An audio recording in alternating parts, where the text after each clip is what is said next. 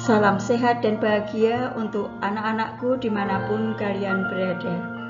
Hari ini kita berjumpa kembali dalam video pembelajaran pendidikan agama Katolik dan budi pekerti.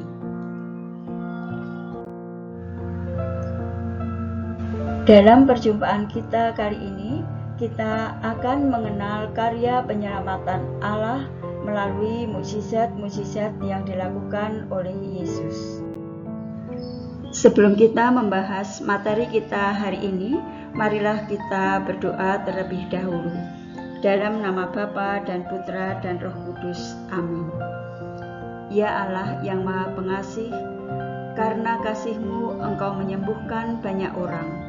Orang buta bisa melihat, orang lumpuh bisa berjalan, orang kusta menjadi tahir, dan Engkau mengusir setan-setan.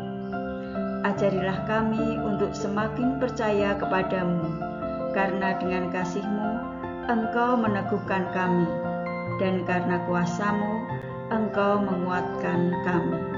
Amin. Dalam nama Bapa dan Putra dan Roh Kudus. Amin. Yesus mengubah air menjadi anggur. Pada waktu itu, di kota Kana, provinsi Galilea, ada pesta perkawinan. Yesus, Ibu Maria, dan murid-muridnya diundang ke pesta perkawinan itu. Suatu ketika, Ibu Maria mendengar dari para pelayan bahwa mereka kekurangan anggur. Ibu Maria ingin agar Yesus melakukan sesuatu untuk membantu tuan rumah yang kekurangan anggur itu. Kemudian, Ibu Maria menyuruh para pelayan agar menuruti apa yang akan dikatakan oleh Yesus. Yesus menyuruh para pelayan itu agar mengisi tempayan dengan air. Setelah itu, Yesus menyuruh pelayan itu untuk mencedok kembali air yang dituang di tempayan tadi. Air biasa itu berubah menjadi anggur. Anak-anak, inilah mukjizat pertama yang dilakukan oleh Yesus, yaitu Yesus mengubah air menjadi anggur dalam pesta pernikahan di Kana. Yesus menyembuhkan hamba seorang perwira yang sakit lumpuh di Kapernaum. Ketika Yesus masuk ke Kapernaum, datanglah seorang perwira mendapatkan dia dan memohon kepadanya. Tuan, hambaku terbaring di rumah karena sakit lumpuh dan dia sangat menderita. Yesus berkata kepadanya, "Aku akan datang menyembuhkannya." Tapi jawab perwira itu kepadanya, "Tuan, aku tidak layak menerima Tuan di rumahku. Katakan saja sepatah kata, maka hambaku itu akan sembuh."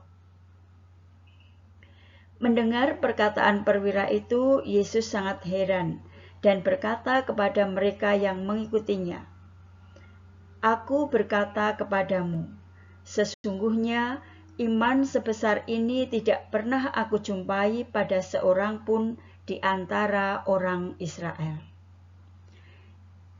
Dan berkat iman perwira ini, hambanya sungguh mendapat kesembuhan.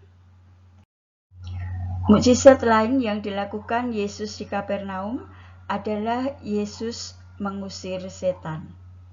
Peristiwa ini terjadi ketika Yesus sedang mengajar di sebuah rumah ibadat di Kapernaum.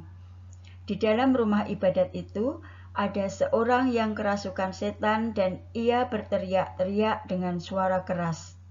Tetapi ketika Yesus menghardiknya, setan itu pun menghempaskan orang itu ke tengah-tengah orang banyak, lalu keluar daripadanya dan sama sekali tidak menyakitinya.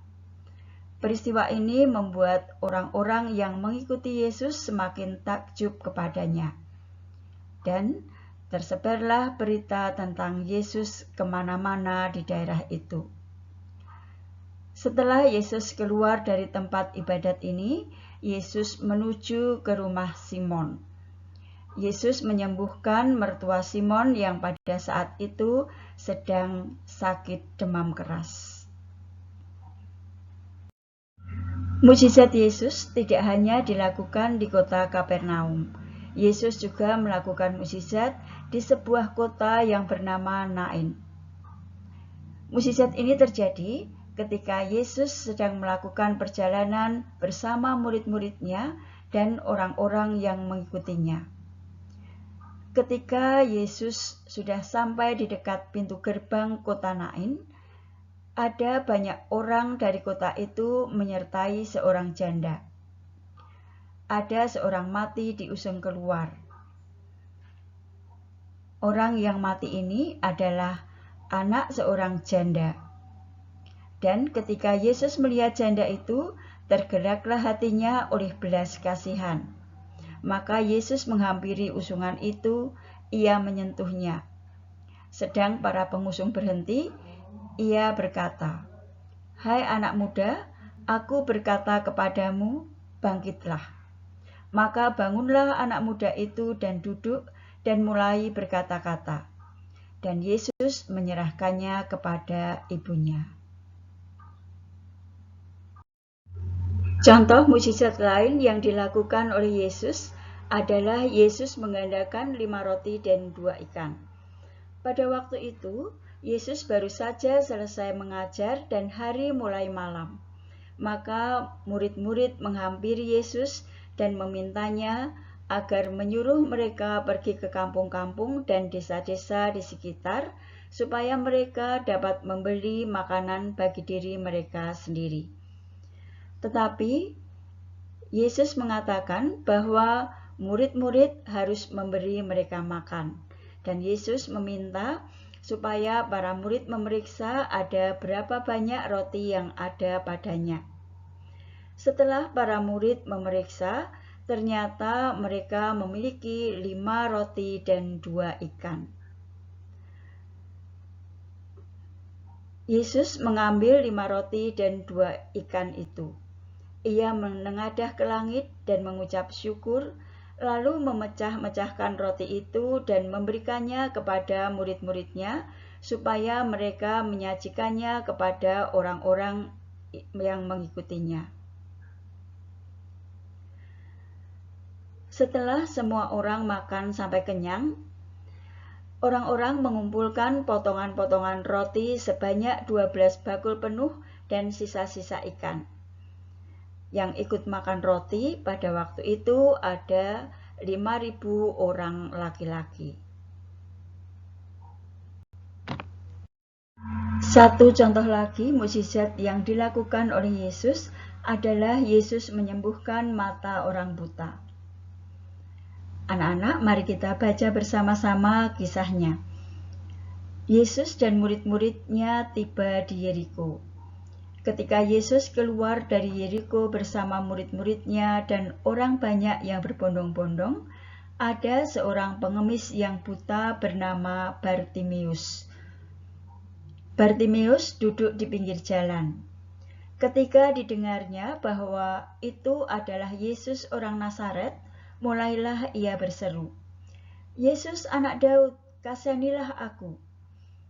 Banyak orang menegurnya supaya ia diam. Namun semakin keras ia berseru, "Anak Daud, kasihanilah aku." Yesus berhenti dan berkata, "Panggillah dia."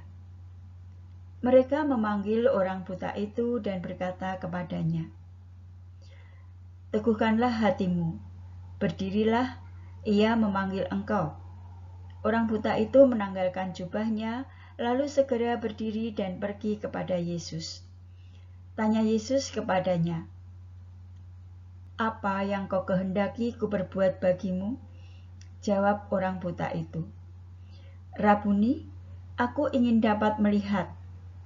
Lalu kata Yesus kepadanya, "Pergilah, imanmu telah menyelamatkan engkau." Saat itu juga ia dapat melihat, lalu ia mengikuti Yesus dalam perjalanannya. Mukjizat-mukjizat Yesus yang baru saja kita bahas hanya beberapa contoh saja. Tentunya masih banyak mukjizat-mukjizat lain yang dilakukan oleh Yesus yang dapat kalian baca dari Alkitab yang kalian miliki. Namun, dari sekian banyak mukjizat yang dilakukan oleh Yesus, mukjizat Yesus yang terbesar adalah Yesus bangkit dari kematian. Tidak ada satu orang pun yang mampu melawan kematian selain Yesus, karena Yesus memiliki kuasa dari Allah. Setelah kita membahas mukjizat-mukjizat yang dilakukan oleh Yesus, kita dapat menyimpulkan mukjizat adalah tanda bahwa Allah hadir dan bertindak untuk menyelamatkan manusia. Syarat utama terjadi mukjizat adalah ada kuasa ilahi dan iman. Jadi, mukjizat hanya dapat dilakukan oleh orang yang memiliki kuasa dari Allah, dan mukjizat hanya dapat terjadi pada diri seseorang yang memiliki iman yang kuat. Inilah yang menjadi alasan mengapa Yesus tidak membuat mukjizat di Nazaret, kota kelahirannya. Yesus tidak membuat mukjizat di Nazaret karena mereka menolak Yesus, karena mereka tidak percaya kepada Yesus. Alasan-alasan Yesus melakukan mukjizat adalah yang pertama, sebagai bukti bahwa Allah mengasihi manusia. Kedua, sebagai bukti karya Allah menyelamatkan dunia. Dan tiga, untuk menyatakan kemuliaan Allah di dalam diri Yesus. Mukjizat-mukjizat yang dilakukan oleh Yesus menunjukkan bahwa Yesus memberikan perhatian secara istimewa kepada orang sakit, kaum miskin, dan telantar. Perhatian Yesus kepada mereka dikatakan istimewa karena masyarakat umum biasanya kurang menaruh perhatian kepada mereka. Bahkan, seringkali mereka dikucilkan atau dijauhi. Selain itu, perhatian Yesus dikatakan istimewa karena Yesus mengunjungi, menyapa, dan menaruh perhatian kepada mereka secara langsung. Anak-anak, sampai di sini perjumpaan kita kali ini. Semoga dengan mengenal mukjizat-mukjizat yang dilakukan oleh Yesus, iman kita semakin diteguhkan dan kita semakin menyadari betapa besar kasih Allah kepada kita. Terima kasih karena kalian sudah menyaksikan video pembelajaran ini, dan sampai jumpa pada video-video pembelajaran yang akan datang.